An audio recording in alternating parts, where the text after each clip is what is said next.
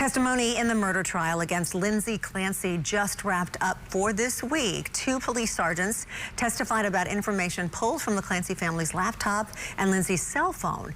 In there were notes Lindsay made talking about her depression and how she wishes she could be a better mother. Investigators also found searches for schizophrenia, psychosis, and prescription drug information. Clancy's pleading not guilty to first-degree murder charges in connection to the deaths of her 3 children. Her attorney doesn't deny that she killed them, but argues she lacks criminal responsibility due to mental illness.